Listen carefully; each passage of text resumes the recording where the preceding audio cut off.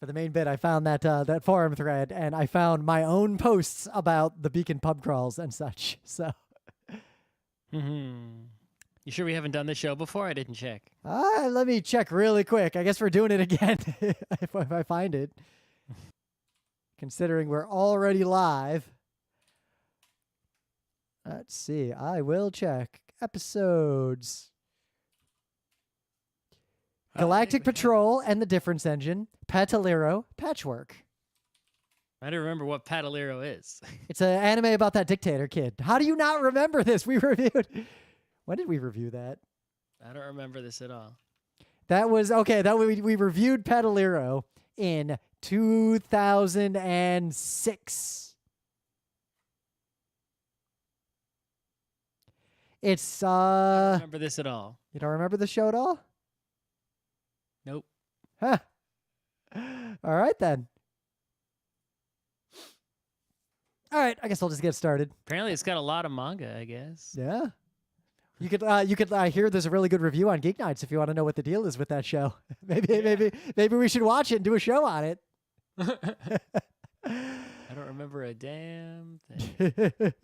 I'm looking at pictures of it and I'm like, I mean, there's a whole genre of anime Rim Scott watched 4 episodes of in Beacon. During those times, those days. All right. All right, I'll just get started. It's Thursday, March 17th, 2021. It's Thursday. It's Thursday, March 17th, 2022. I'm Rim. I'm Scott. And this is Geek Nights. Tonight, we are talking about St. Patrick's Day.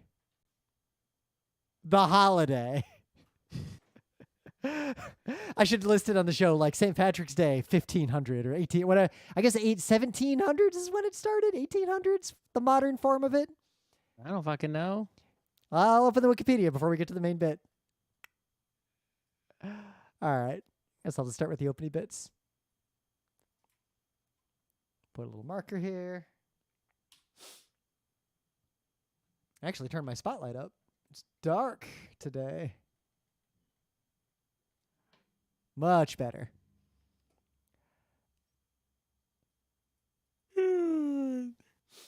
So yeah, we kind of had a sort of accidental Geek Nights hiatus that's actually going to continue into next week due to a series of literally unrelated events that for each day we would have done a Geek Nights, there was some reason why one of us couldn't. Yeah, it wasn't like, oh, let's take a week or two off. It was like, oh, can't do the show tonight. Oh, can't do the show tonight. Oh, and can't do the show tonight. It was funny because I actually, I noticed that, so I tweeted, hey, FYI. It wasn't even an out of ideas situation No. like it sometimes is. We had many of these days, we had a show queued up to do, meaning the next few weeks will be easy. Actually, no, they won't because we're going to forget what those shows were. 100%. I've already forgotten. I remember the next Thursday show we're going to do, though. See if I remember it 2 weeks from now. But it's funny because I tweeted and a bunch of people were like, well, yeah, you've been doing this show for so long. I'm surprised you never took a break before because in retrospect, we've very rarely taken breaks from Geek Nights, except at very specific times of year usually. Like right around November, December, we've always taken a break. We've always taken a break around March when there's a lot of conventions in a row. But it's the first time we had a break just kind of in the middle of a random time. So I guess it is March. I guess, but we're not going to the PAX East. Well, I guess we're not going for real. Yeah. Right? I mean, I will be at PAX East on Thursday doing a panel. There is a non-zero but not high chance that Scott will be there. Probably not. I think it's 0. You think, so it's not technically 0 yet, just like the Red Wings are not mathematically eliminated from the wild card. I suppose yet. there could be some reason that could urge, but at the current time, I have absolutely no plan to go, and in fact, I plan to not go. In fact, I would say the odds of Scott being with me live at PAX East are the same as the odds that the Red Wings make the wild card slot in the Stanley Cup playoffs. I don't know. I think the Red Wings have a better chance. That does not appear true. There's basically only the teams that are going to get the wild card slot are basically fighting over who has the last and second to last seed. Like there's a pretty big gap in the score, at least last I checked. 55 points, and they need to catch up to 70 something. Yeah, it's not looking good. It's not looking good. So on my side, I had a family emergency, which 100% okay. Like it is resolved, but it was a medical scare that, sometimes you get a phone call from a relative who doesn't call you often at a time. They don't tend to call you on the phone, and when you don't answer, they immediately call you again. Phone ringing, and it's a name of a relative you don't speak to. It's like Yep. Somebody's not doing good. Or it's one you speak to kind of often, but you don't speak to like in the middle of a weekday, like at like 2 o'clock. You can just tell by the person and the time that there's something wrong with that phone call before you pick up the phone. Yep. Better call James Randi. But it was a situation. I'm not going to share details. Obviously, it was a family member. Thing. It's just a deduction based on right. But it was the situation ended up being there was a chance this could have gone real bad, and it ended up being the best possible scenario for everyone involved, and the person involved is making a full recovery, and that's exciting. I got to go to Florida and say hi to people once COVID is a little safer and it's a little warmer. But otherwise, if I would go to Florida, I mean, they live in Florida now, and it's like a zombie apocalypse still. Like, avoid people at all costs. Yeah, I'm glad I live in the north. Yeah. But also, like, a hockey game came up. A friend we haven't seen in years was in town on one of the nights. There's just been a lot happening. And guess what? Next week, no Geek Nights, because I'm going to be in London all week working out of my London office just for a work thing. So, coming to London. Yeah, you're going to London. It was very much, get this, it was very much we're going to London situation. Because, get this, I'm at work, doing my thing, and someone messages me, and they're like, hey, so we should talk about the London thing. And I was like, what London thing? And he's like, you're going to be here, right, for the thing? And I had to go sort that out, but it turns out I am, in fact, going to London, so. Well, good luck with that. Yep. At least the weather there is better than it is here. I biked home from work today, but it is not warm enough yet. I mean, it's hard to see, I think, today. The good part of that is it wasn't actively raining, but because it was so foggy and kind of damp, nobody else was biking. I got home in like half the time I normally get home because there's so much bike traffic normally that I actually run into like bike traffic on my way home from work when I bike home now. Like it's getting real dense. Which is a good thing, but it means we need to take more lanes away from cars and make more bike lanes. So the congestion pricing might show up late next year, 2023, but it doesn't seem like it's going to be high enough to dissuade drivers from coming. It seems like it's just going to try to get some revenues. Yeah, I increasingly see the most effective strategy with the least harm that's feasible in a country like America. Because obviously there are ways to do this in a good way, but America's just incapable of that kind of thing. But the primary thing you want to go after is reducing the number of lanes of travel, because that slows traffic, makes it more annoying to travel. So the people inverse induced demand, right? But it does not remove the possibility. That way, people who have another option are increasingly pushed to use that option. But people who literally do not have another option still have that option available. And there's a lot of externalities of fucking with traffic, but that seems to be the safest, least harm way to make it better for everyone in America as America is today. But also just, charging what it costs, right? I've seen studies, saying that like a car driving into Manhattan on a weekday causes about like 80 to even, I've seen estimates as high as $160 based, and who knows inflation, right? Yeah. When these studies were done, right? In externalities, meaning that, basically collectively as a society, we are subsidizing, right? Someone drives into Manhattan on a car on a weekday, they're costing society $160 in damage, pollution, road maintenance, the space they take up, right? Slowing everyone else down, just taking up a parking spot, all these factors, right? And if they had to pay for all of those things, they might have to pay $160 just for coming in. Right. Now, if someone comes in and then let's say it's a tourist and that tourist sees a Broadway show and goes to a hockey game and buys 3 meals and stays in a hotel for $500 a night, and right, they're effectively going to be covering the damage they've done, with the money they spend. But even if that's the case, what you have is sort of an indirect subsidizing of those businesses, right, by all of us. Right. So, it's like, but if you go ahead and just charge someone, it's like, yeah, the toll across the bridge is $160 now. It's like, well, that, that's not very fair to someone who needs to come and has no fucking money. Yeah. Right. You need to find a way. I think, the fairest system would be find a way to charge that price, but then scale the price. So like if a rich guy wants to drive his car in, $1,000 to cross the bridge, go fuck yourself, right? Yep. And if a poor person drives the bridge, okay, $0. Yeah, until we can do things like build more buses. Paid for you, don't worry about it. Like build more bus lanes, build more trains, like do the stuff to make it easier for the poor person to travel.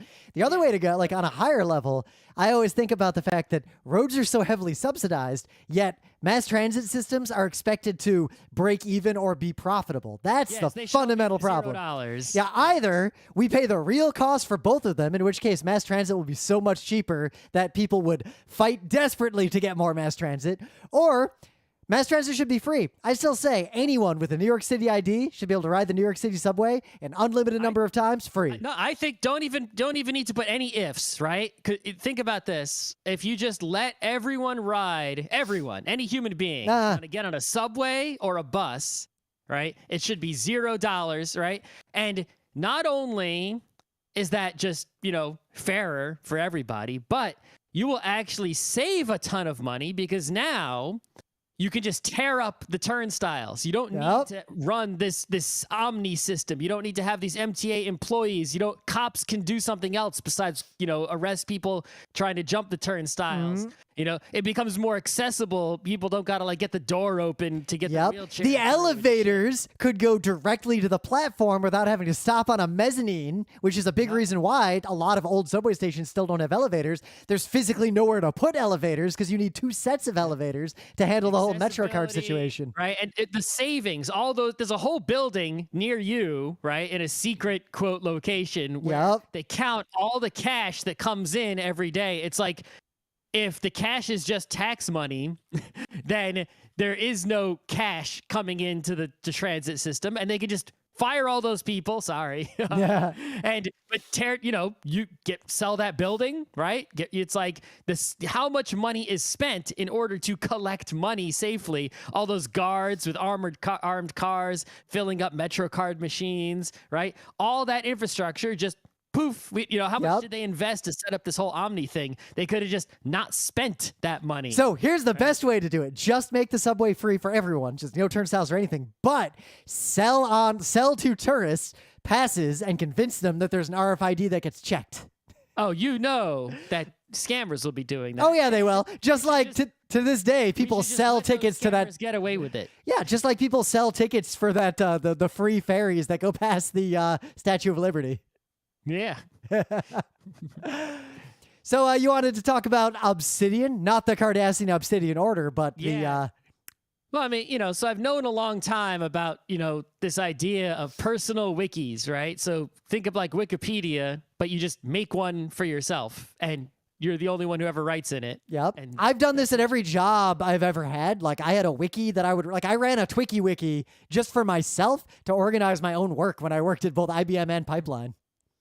Yeah, so I've tried a bunch of those in the past, but they've always been kind of meh, and you're not, it's like it's hard to stick with them and hard to keep using them. Well, especially because work is one thing, because there's a certain structure to work and you can sort of mirror that structure in a wiki, and the wiki only cares about like a certain domain. But imagine trying to wiki your actual life. Yeah. So on the one hand, obviously, even if you have a system that works for you and you use it, you have to not document your entire life in text form, because then what life are you living? Yeah. That's weird. Right. Yeah. Don't go overboard. But I've used things like, Google Keep, for example. Right. But that's you can't really keep everything in there. No, right? Google Keep is just like a list of things I have to do in the near future is how I use that. I use Google Tasks for that, but you know, but it's like, you know, there's no organization to a Google Keep or an Apple Notes, right? There's no relation, you know, the hyperlinking functionality, right, is not there. So Obsidian is this software that's free. It's not 100% open source, I don't think, but there are features you can pay for, like syncing, but you don't actually need to pay for that because you could just use like some other underlying sync, like iCloud file sync or, you know, Dropbox or something to sync the files because you're just making markdown files, right? And they're much easier to write.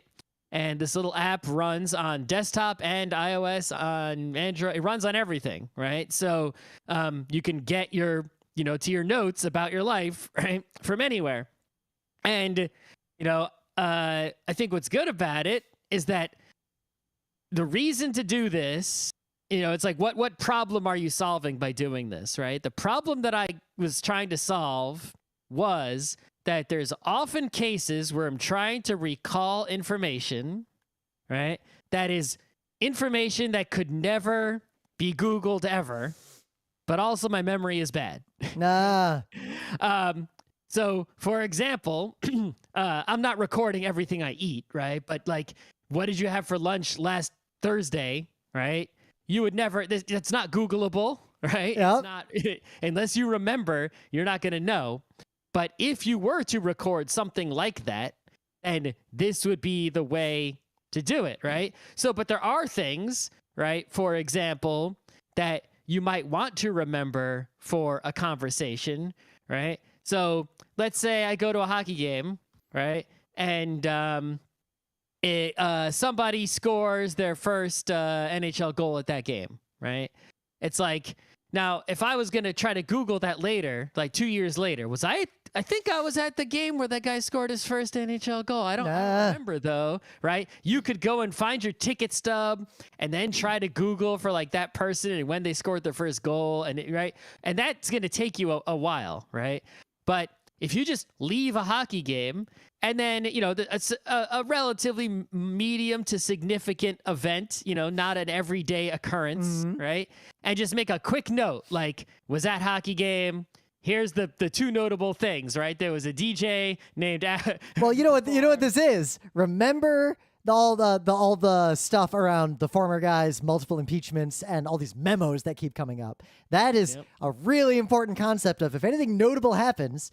It's not that by writing it down, you now have proof that it happened. It's more that it's metadata. Exactly. It's not proof at all. But it's metadata. It's additional contributing information to remind you what happened. So you have this artifact you can point to from the future about that incident or remember it or corroborate that with other memos and other information other people have written.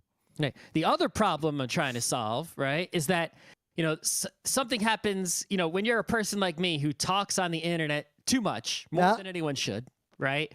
Conversations tend to repeat themselves a lot. Yeah. Right? Like a little while ago in a private Discord where someone accused me of raising a topic we had already discussed.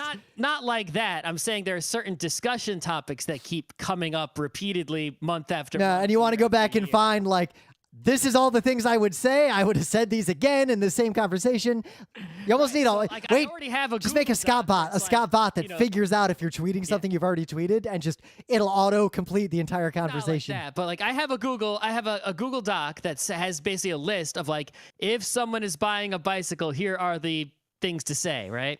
But here you can go, if you use a wiki, you can go one further where, like, let's say we're talking about some game topic for a panel, right? Like people playing games slowly, right? And it's like, you know, there's all these things that we have to say about that topic, right? And if you have all those ideas and they're all tagged and linked in like a wiki, right? Then it's like, and then as you think of new ideas, if they relate to that topic, right? You put them in, and over time, you're like developing your, you know, you're instead of repeating yourself over and over, It's like you're actually able, because you have this storage that's not your crappy memory. Nope. You're developing your thoughts over time in a better way. You're not like repeating thoughts you've already had. If you've already had a thought, you'll see it there, right? You know, they're all interlinked. You can like, and if you say, you know, maybe one day I go in and I realize like, you know, I need a new panel idea. You know, I go in and I see, wow, this particular note has like 20 things linked to it. I could probably turn whatever that note is about into a panel, and all those 20 linked ideas are going to be the slides, right? Or we're taking up. We're trying to do it to do that intentionally, right? Just the ideas and thoughts. You know, anytime you have a thought that's like a new thought or a somewhat insightful thought, you just put it in and tag it appropriately, and then you can go look at the web when it's time to produce content. And it's like it will give back to you. Right? And so I've, you know, usually, you know, I'm sort of my whole life, I was like, writing notes. I don't take notes. I don't take notes at school. I remember, I think I've told this story, right, where I was in a class and the teacher, in high school, and the teacher called out another student for not writing notes. And the student said, Scott isn't writing notes. And the teacher said, Scott's getting an A. Right? So I never took notes ever, right? I didn't really study, right? I just, you know, did projects and homework. But, you know, now only after half my life is gone, right?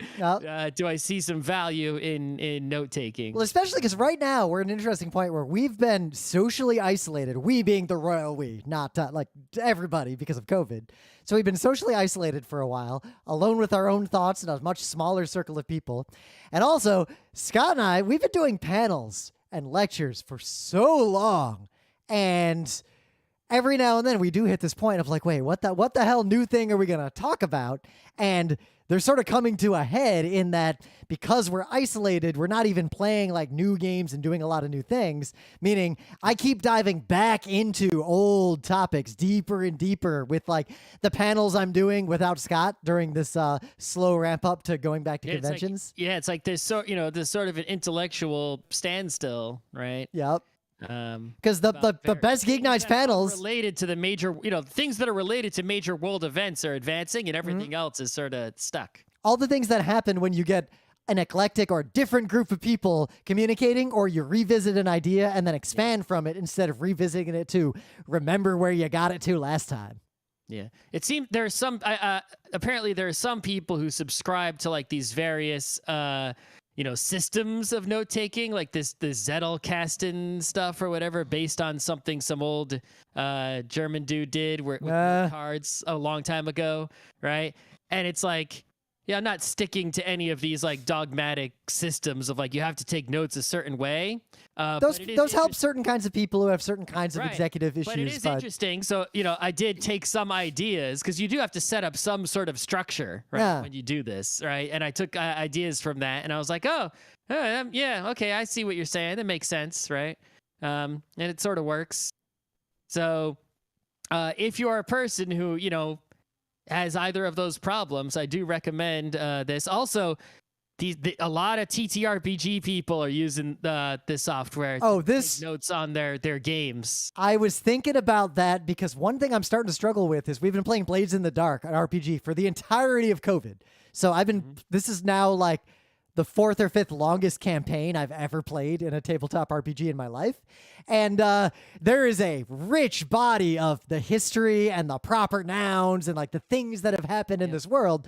But I just have this really long Google Doc broken down by each session and what happens in that session. Imagine if instead of that Google Doc, you had a bunch of really tiny notes that were all linked. Yep. Right? You know, in like a wiki style. Because then instead of like, Control F and like, wait, how many dealers did BB go through as she kept like getting them killed? Like, nope, I can click on BB and see a cluster of all the heroin dealers that BB has had killed. BB would have the tag dealer. You click on dealer, and dealer would be a page, right? That would link to all dealers, and then And so that was the guy who sold the magic ghost mushrooms. Then BB got him arrested. And then the other guy was selling a different kind. Magic ghost mushrooms would have a page, right? Yeah. Oh, magic ghost mushrooms are a big part of the plot right now. We just stole a bunch from a military waste dump, and we're gonna make drugs out of them. All right. But yeah, I've been using this software for a little while now, and I'm still using it. So now I can recommend it after. All right, I might try it out because I wasn't gonna say anything about it because it could have been like install it, say I'm gonna use it, and then not use it, right? well, this could be good, especially honestly. I might try it out too to start to crystallize our more like. We've been talking a lot. I guess we can say it on the show because I'm not shit talking. I'm not promising we're going to do anything in particular, but we've been talking a lot on our own about how to do another round of panels. Geek Nights over the years, we've had like sets of years where we do like a certain type of panel or a certain depth of a topic. And we kind of want to do another round of old topics where we go way deeper and start to assume that people know some of these basics.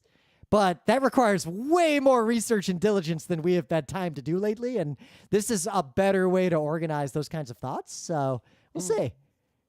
I might try this out. So, yeah, Obsidian Note, I guess, is what if you see like a purple gem, that's you found the right software. Yeah.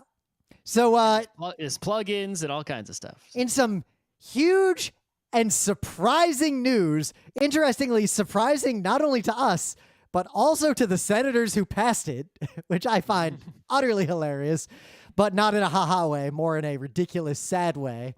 Daylight saving time, switching back and forth in America, is about to end unless like the House fails to pass it or Biden vetoes it. Well, we'll see. It's not a done deal yet, but it's way close. It passed the biggest hurdle, right? Yep.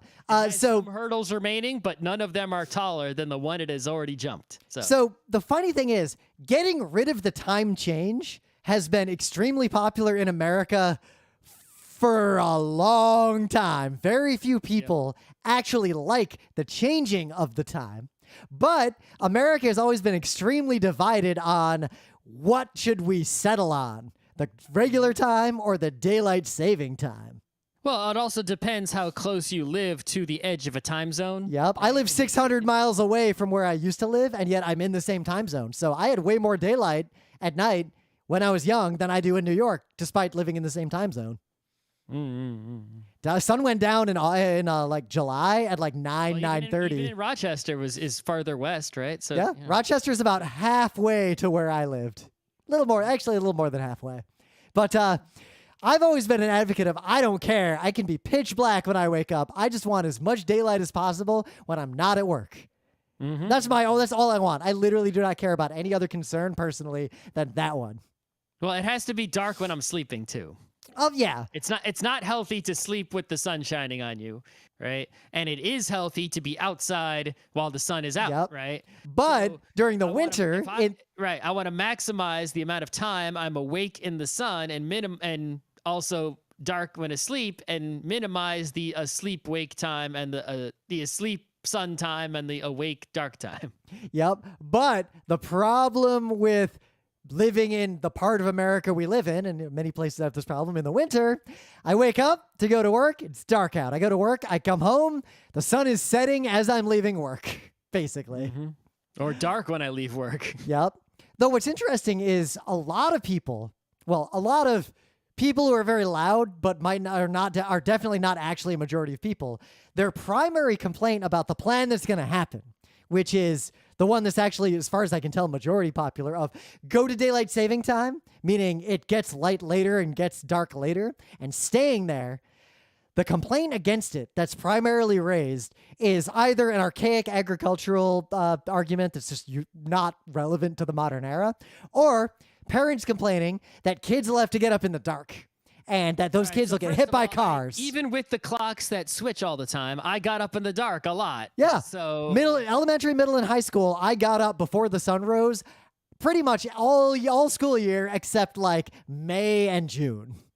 Yeah, it wasn't like all the time, but it was almost all the time. It's like, yeah, so but additionally, but I guess what I'm saying is the only reason that happens, that is not because of daylight saving time. That is because America is so broken that parents need daycare and school to be the same thing, and school has to start before parents have to be at work. There's a lot of reasons why this is a problem that are not because of the time change. They're because of society being broken. Yeah. Similarly, I feel like this is, you should just, if whatever you're doing, right, requires some sort of, difference of time, change your damn schedule, right? Tell your school, your local school systems, you'd be like, hey, make school start later.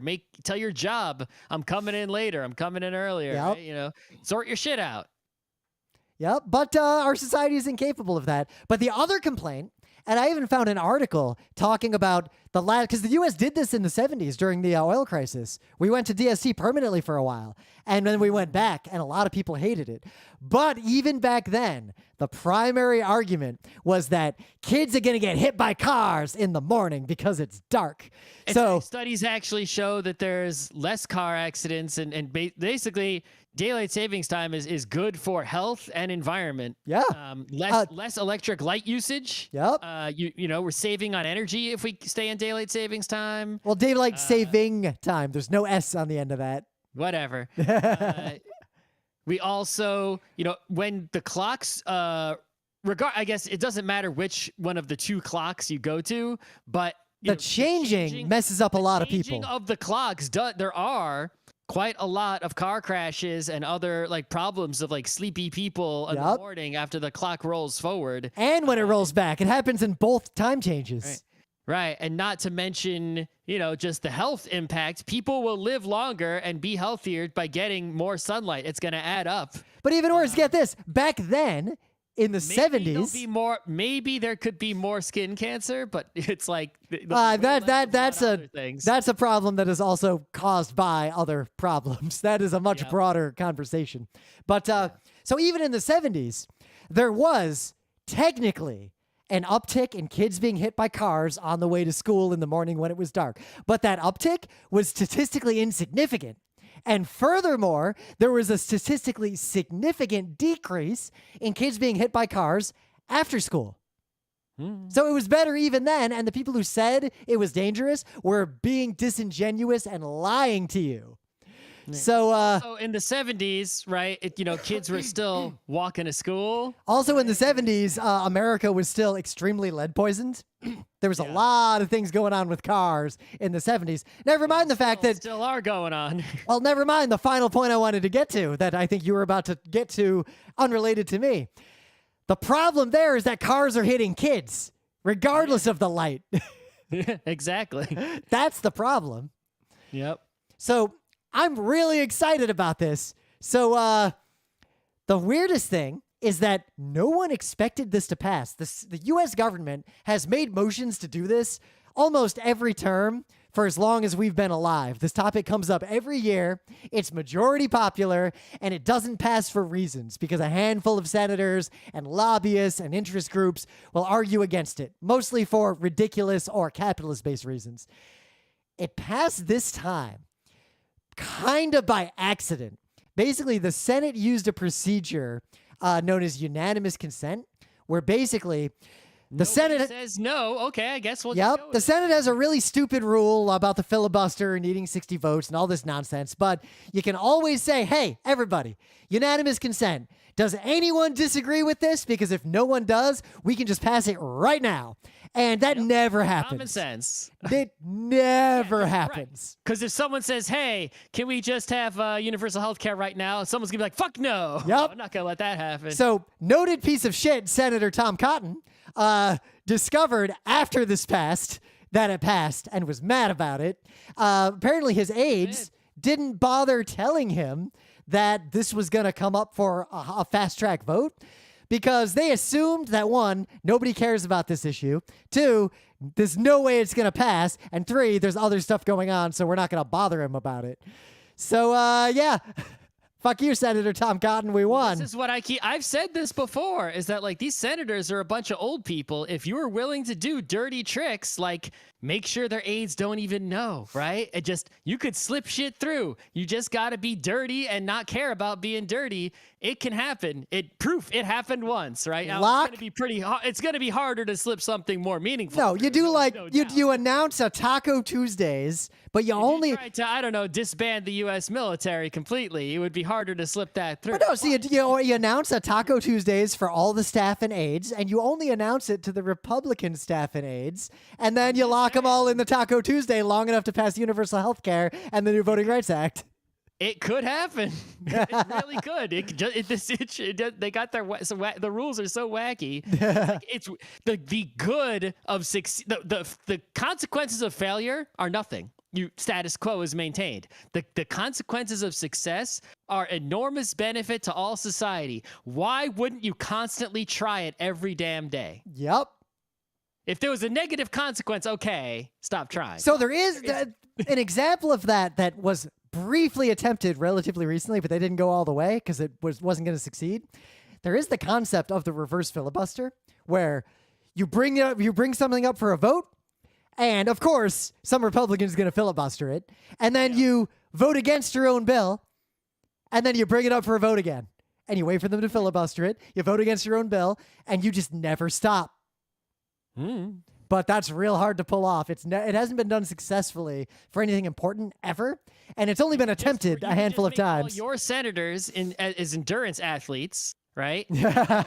And you keep it going until some of those old dudes die. Right. They're so old, right? They'll literally die there, and you're young enough, you'll live, and then you can pass. It's like, I'm just gonna outlive you. Let's go.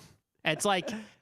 And you know what? I mean, if I was a younger, endurance athlete type person, it's like, you're telling me all I've got to do is, out endurance an old guy, and I can do something that will have significant beneficial impact on all of society. Why would you not do that? Nope.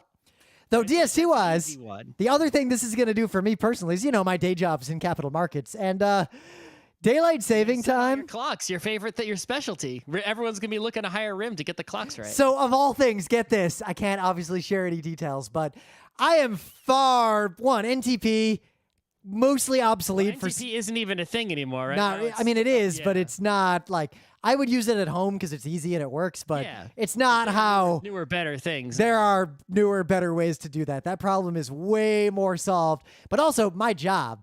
I don't log into physical servers anymore. Like, I'm not setting the clocks like I used to. I'm not giving lectures on how to set clocks like I literally used to. Today, literally, unrelatedly, someone messages me inside of the company, and they're like, hey, we're having a problem. We heard you could help us with it. Long story short, it was about the nuances of all the different timestamps in the fix protocol related. And it was basically, I was asked to fix a clock problem because even though I'm a senior product manager who doesn't, I don't even see source code. I don't have access to Git. I'm not allowed to interact with that stuff. Somehow everybody knows, oh yeah, Rim, that's the clock guy. He knows clocks. He knows this shit. Go bug him. Fixed clock guy. Oh, we have a fixed clock problem. to do that. That's what your job is. It's the domino meme of Rim learns an archaic and obscure set of two unrelated protocols in 2003 at a job at IBM. And now, to this day, he's the clock fix guy forever. Yeah, that's how it goes. So you had some news about our slightly better governor? Yeah, so, I was at the hockey game. And it was Women's Empowerment Night, right? Where they, good night. Fake, but it's still, a fake. It's all performative. Washing, performative, whatever. Reputation laundering, performative nonsense. Yes, but the governor was in attendance, the governor of New York, to drop the puck. And who you must remember is not Governor Cuomo, who is a piece of shit. It is... he did a bunch of pieces of shit. He made some piece of shit stuff going on today, but we're not going to talk about it. Oh, no, he did. Fuck him. We'll hope he just disappears from the limelight permanently. He's trying to undisappear as of today. But because he basically was drum rolled out, the person who replaced him by procedure, Governor Hochul, not the best, pretty centrist, center right, but kind of a secret crypto progressive in that... She has a way of saying very centrist things, but historically has done very progressive things. She's sort of like our mayor, where 1 minute the mayor will be like, bike lanes, real progressive, and the next minute the mayor is like, let's boost up the cops. Yep. He's like, we're gonna have bike lanes. That's good, and more cops. That's bad. The cops will be more diverse. That's good. The cops are still doing what the cops have always done. That's bad. The cops still have guns. We're going to cut money from the schools and the sanitation department, but not the cops. Yeah. What? the governor is a lot of the same thing, right? We got 1 minute the governor will do something good, the next minute the governor will do something bad, right? So I was before I even sort of realized, because I wasn't paying that much attention, before I even realized that the governor was coming out to drop the puck, there were boos raining down from all over the Garden. Now, nobody quite knows why the boos are raining down. Now, clearly, some of the boos were from Republicans in attendance. Right? Yep. Even though New York is very progressive, I got to say that's probably like 30%. No, two of the recent hockey games I've gone to, a Trumpy MAGA chant started in the. That's one guy who's like in the section behind us. Yep. he's usually doing it by himself. He's just a loud, obnoxious dude. No, there was a big one happening outside MSG a few weeks ago. I think it's that one guy who tries to start it, and Yep. then, Luckily, he has mixed levels of success, but not zero, which is the point. I've the couple times he's done that, I've seen also people yell back at him. That's right. I think I yelled back at him the last time we were at a game together. I don't know, but anyway, but there are clearly people there who are just right-wing people, right, at a hockey game. There's also you're at a sporting event. I think it's probably going to skew more right than left, even in New York. Yep. I mean, more right than the society surrounding the sport, right? It's like New York City is very progressive as an entity. Outside Madison Square Garden is 70-30. Inside the Garden's going to probably be more like 60-40 because you got people from Jersey, Connecticut, right? Other people coming in. But also it's expensive, so you're overrepresenting wealthier people and tech pros. You're overrepresenting white people because it's ice hockey. Yeah, right. And you're overrepresenting men. And you're overrepresenting, people who are toxic masculinity representing misogynist people who are like, "Rah, sports, rah," right? So, those people were booing for sure. And I think that the other factor was that even, people, they're progressive people, right, at the Garden, right? Because it's New York, and they're gonna boo too. Yep. It's like our old mayor, de Blasio. He was way more on paper progressive than our current mayor.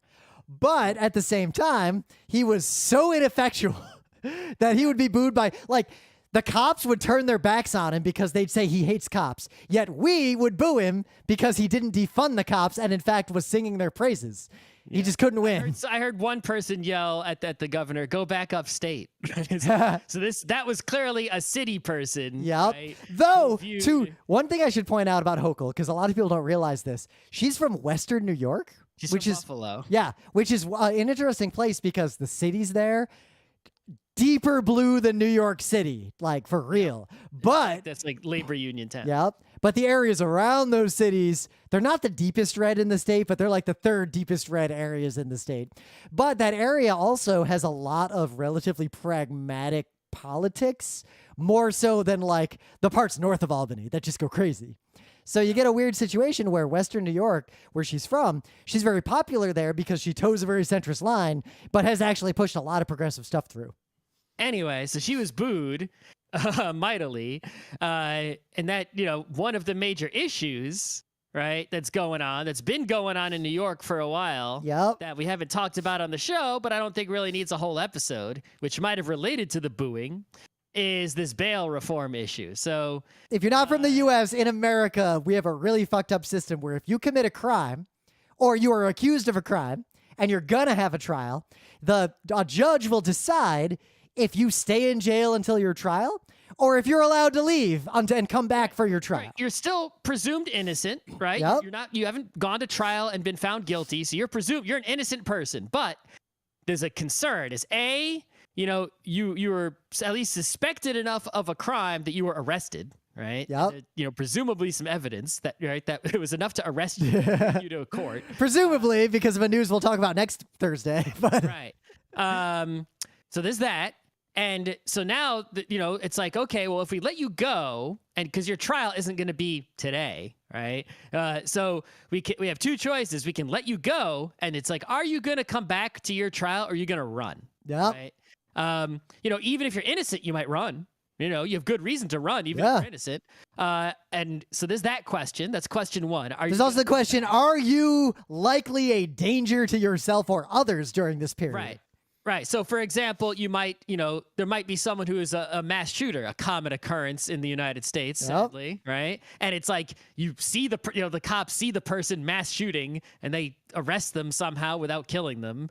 And it's like, okay, this person didn't have a trial yet, but it's like, there they are on video, mass shooting. Yep. It's like, even if we know this person 100% will come back for their trial somehow, I don't know why. Yeah. Right? It's like, are you just gonna let this person walk around the street until their trial?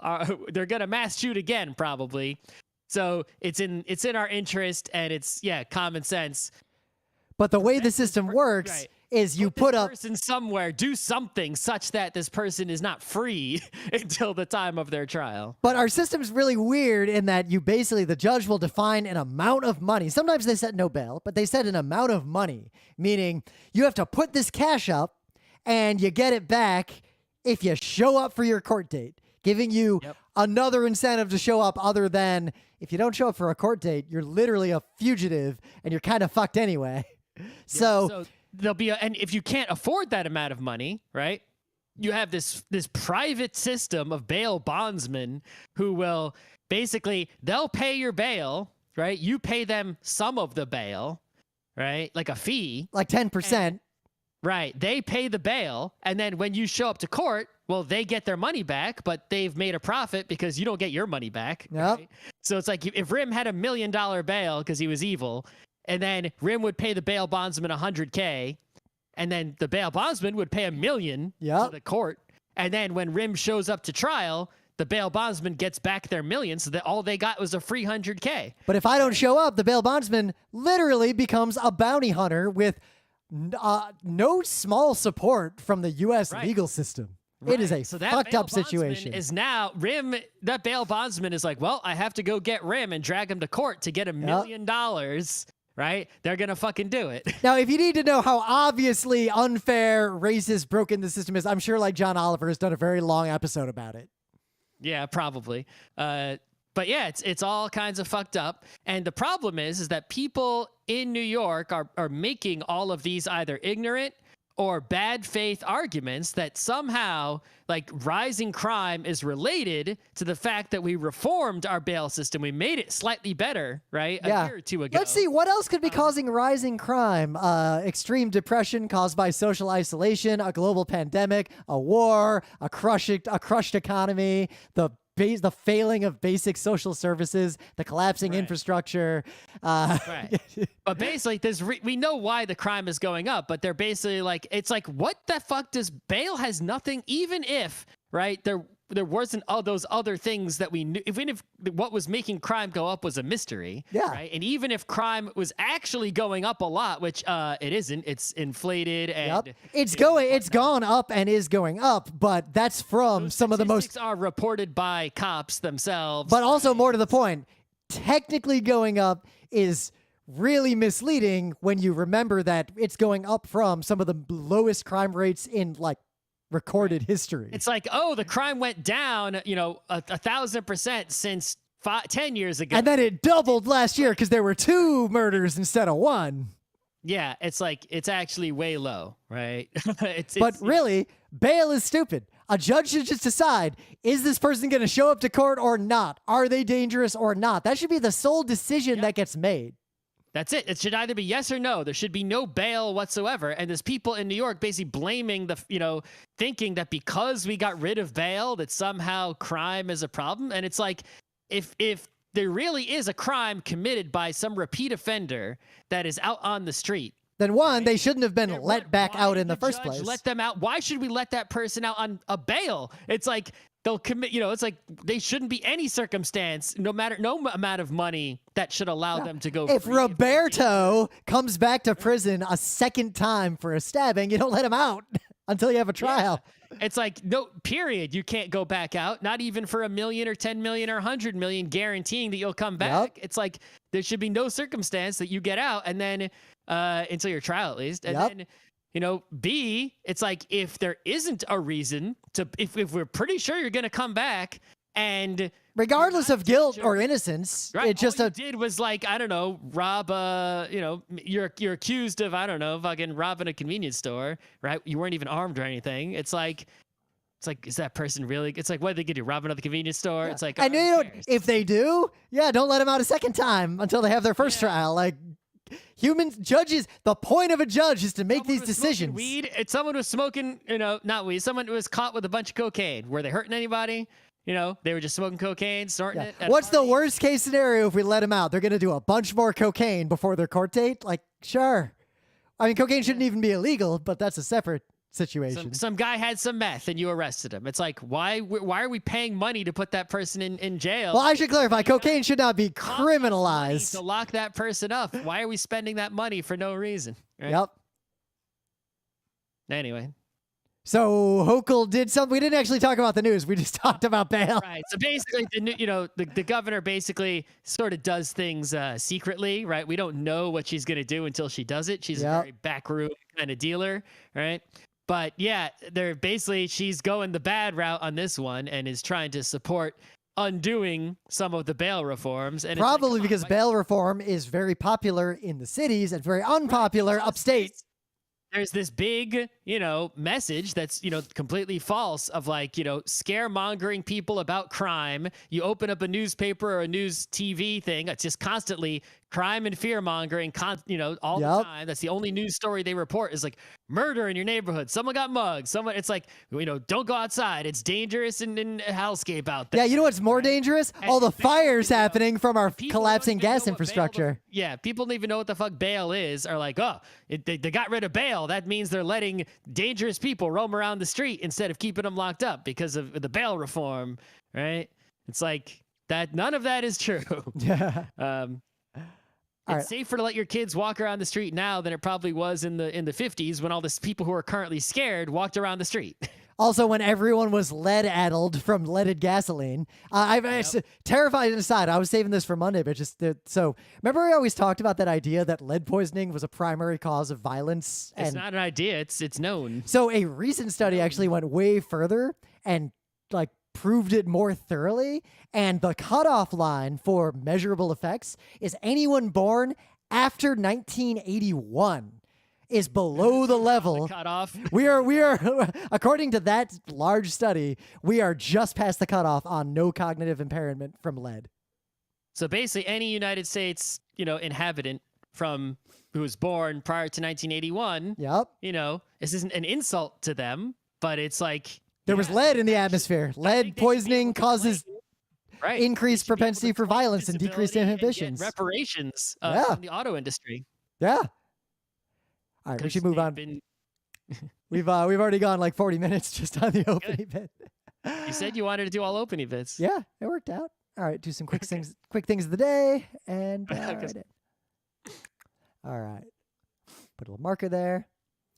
But anyway, things of the day. I got a real simple one. This is a video, technically it's a film reel that has been turned into a video from 1943, produced by the Signal Corps for the Commanding General of the United States Army Ground Forces.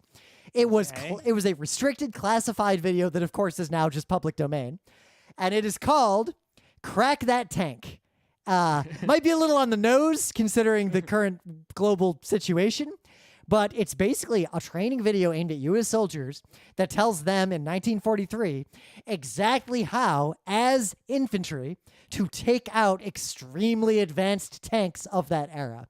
But the reason that era, with equipment of that era, exactly, better equipment now, but we also have better tanks. So what's interesting is anti-tank equipment advanced far more than tank equipment did. But that's a topic for another show if you're curious. Tanks always lose against anti-tanks in the modern world. So the reason I'm making this my thing of the day is not just because of the Ukraine situation, but this video is interesting because when you watch it, a lot of training videos have this sort of training video sensibility. They're almost like a little too bland. They get a little boring. This video is basically this army guy sitting down, speaking in plain colloquial language to his audience. Like, look, this tank's going to F you up. So here's the ways to deal with it. You got to make sure they can't see you. How do you do that? You do that, blah, blah, blah. It's very like, it almost sounds like a mobster's How like, not to be seen. right? But military training materials in the U.S. and around the world, but especially in the U.S. are the ones I'm the most familiar with. This is something a lot of people don't realize. If you're making training material for anything, make it in the colloquial language of the people you're trying to train. That includes potentially swearing or using folksy wisdom, like whatever would reach your audience. Don't make vanilla, generic, like lofty. Everyone's just gonna go to sleep if you Exactly. do the formalized shit. This one's more like you try to run away from the tank. Guess what? It's going to get you. You're better off standing your ground. Here's why. Do this, do that. You can learn a lot from how the U.S. trained soldiers during World War II when you're making... get some of those annual required sexual harassment training videos to be good, right? You just need a smart, like someone, like the kind of person who would be giving a talk about that kind of topic at like a video game convention. Just like, look, here's the deal. Don't fucking do this. Don't fucking do that. Anyway, what do you got? So I got this really short video. It's actually a YouTube short, like from the YouTube short section. I don't know where this dam is or what water it's holding back, but this person, Evan, because that's the YouTube channel, they were visiting a dam. And, you know, dams have gates, and you can open the gates to let the water through. That's how a dam works, right? Apparently, this dam's gate had been closed for years, and it was a kind of dam where on one side, obviously water, on the other side, the ground was very, very long way down. Right? Way down, because the water had been held back so long, right? The riverbed or whatever, it was like a long-ass way down. And after all that time, like, they opened the damn gate and they captured it on video, and it's like it's pretty amazing to see that water eventually come out of there. This is my kind of thing. Yeah, you don't see this very often, and therefore it's worth seeing. Yeah. In the meta moment, GeekNights, possibly just Rim, likely not Scott, maybe Rim and someone else. Atari Game Design, Thursday, April 21st, 7 p.m., Bumblebee Theater. This will be pretty much all new content. I'll be playing Atari games live for the audience. If PAX will let me, depending on the COVID protocols, I might take a volunteer from the audience to try some of these games. We'll see what happens. It'll be a fun time. The book club book is The City We Became.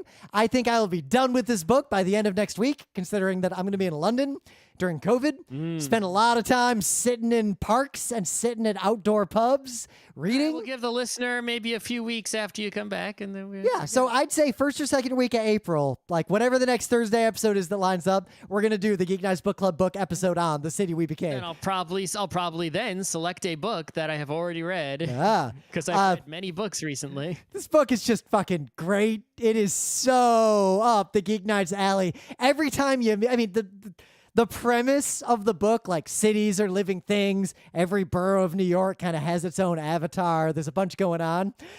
Every one of the borough's avatars that I have encountered so far in this book is just a chef kiss. This book is so good. Anyway. Otherwise, catch our stuff. Slowly, content is appearing at conventions. We'll see how things go. GeekNights will keep doing its thing, but there will be no GeekNights next week, except possibly I'm thinking about doing some live streams from London because I'm going to have a lot of downtime stuck in my hotel room. So you might see a couple of live streams on the GeekNights feed. I'll talk about things Scott doesn't like to talk about. Maybe I'll talk about time and fix. Have fun. I'll do some fix training for y'all. That'll be fun.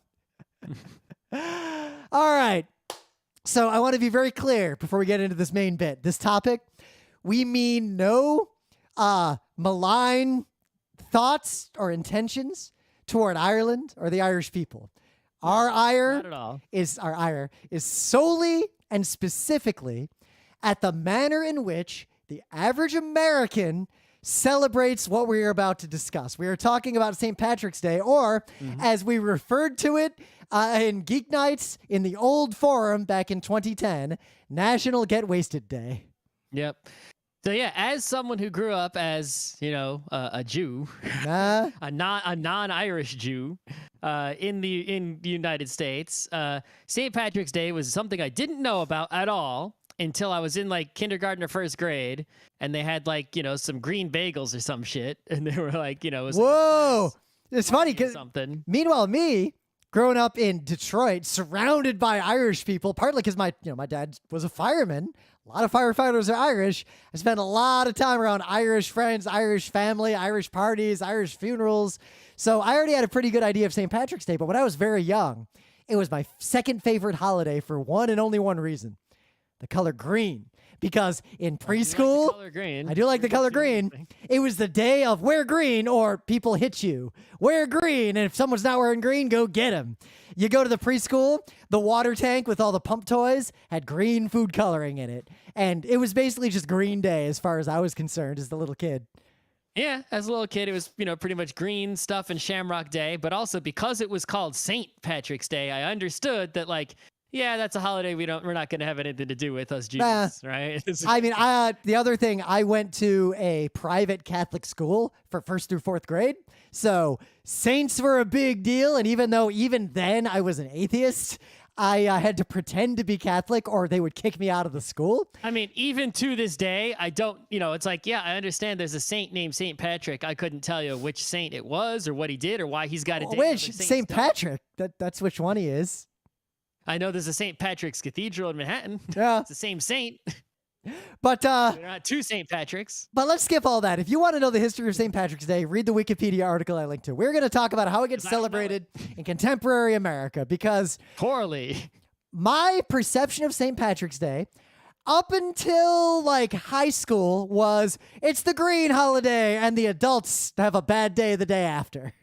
Mine was it's a green holiday that I have nothing to do with and I don't care about it and I ignore it and whatever, and maybe there'll be something on TV like there was never any evidence that there's any Irish lineage in either side of my family, so we didn't celebrate it per se. Like I wouldn't be like, oh, kiss me, I'm Irish.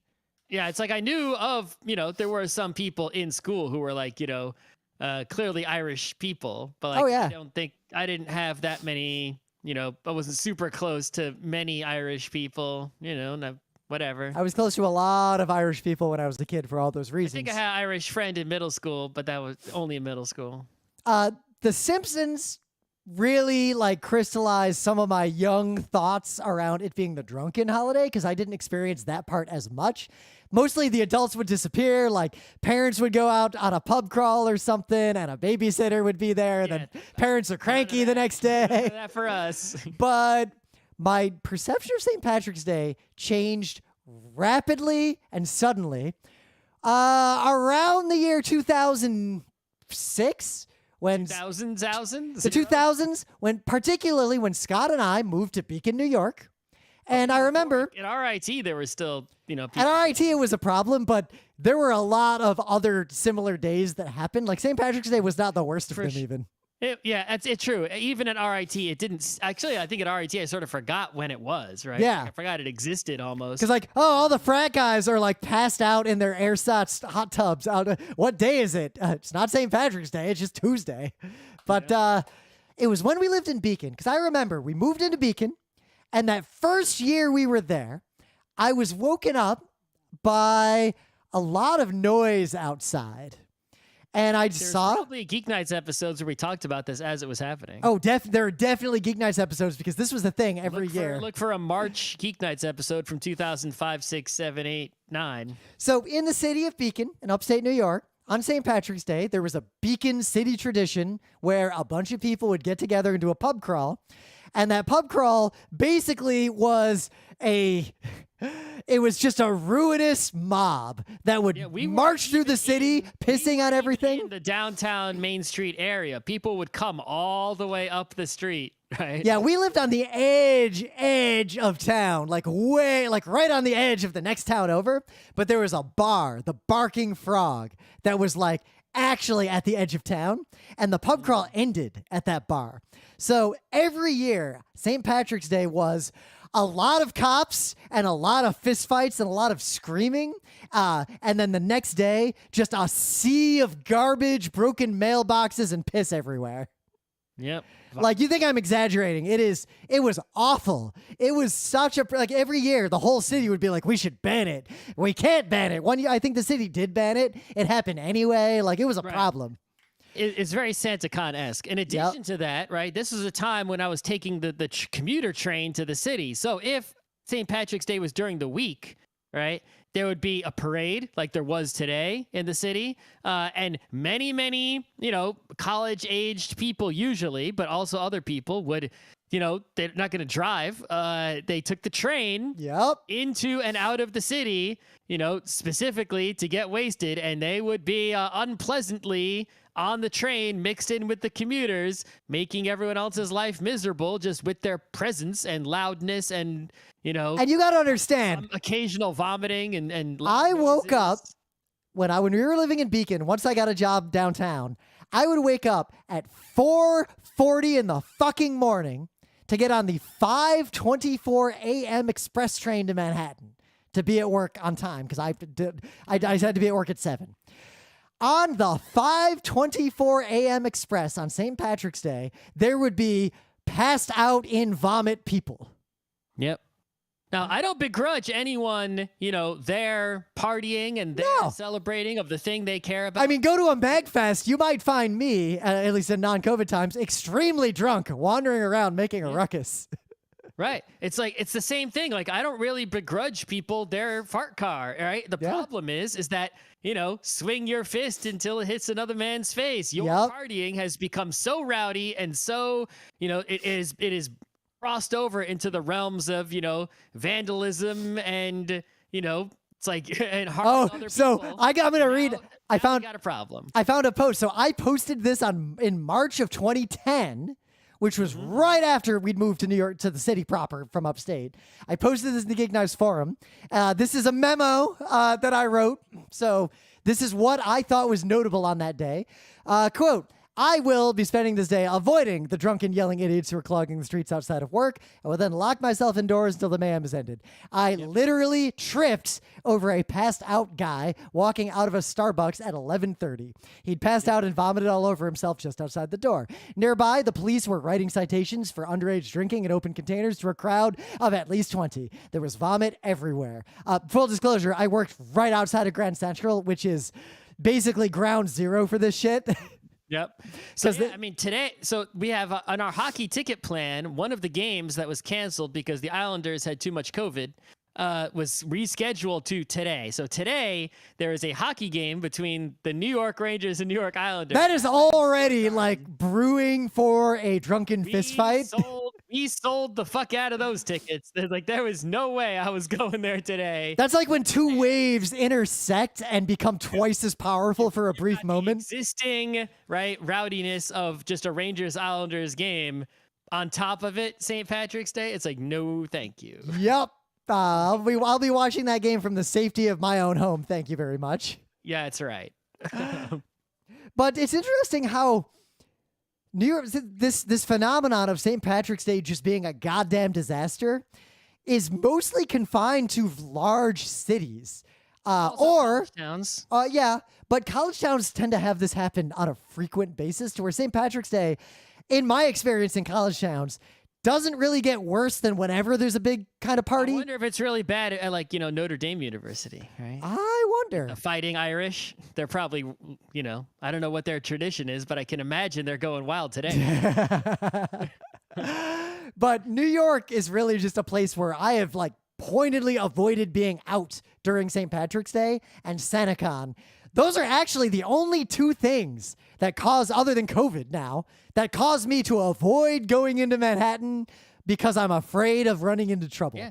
It's like there are many, many holidays on the calendar celebrated by different people for different reasons. And I celebrate some of those holidays and I don't celebrate most of them. Yep. But St. Patrick's Day is the only holiday that I anti-celebrate. The only one. I can't think of a single other holiday where I'm like, I don't know, unless white supremacists have holidays I don't know about. Those aren't holidays. Yeah. But, St. Patrick's is the only day where I'm like, get this shit the fuck out of here.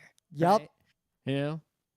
Like, have your drunken parties, but don't be vomiting actively on a 5 a.m. train into Manhattan because you pregame too hard at 3 a.m.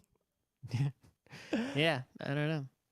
So I don't know if anyone else out there, I don't have, too much else to talk about a holiday that I don't just simply not celebrate, but I anti-celebrate. Also, we've gone kind of long because we skipped a bunch of episodes, and I think we had a lot of pent-up talking into the microphones. Yeah, intentionally. That was intentional. Yeah. Because it's Thursday. But if you have any St. Patrick's Day anecdotes or experiences or memories of your own, why don't you come over to our communities and share them with the class? Yeah, and I will link to... Maybe you're one of the drunken vomiters and you want to defend yourself. I would love to hear your accounts of why you do what you do on that day. Maybe of all you're a days. Bartender who serves them. Maybe you are just like us and you want to commiserate about hating drunken vomiters. But I will link to... Maybe you celebrate St. Patrick's Day in a non-vomitous good way with some Irish soda bread and whatnot, and you want to talk about that, that's cool too. All right. Let's end the stream right there. Yep.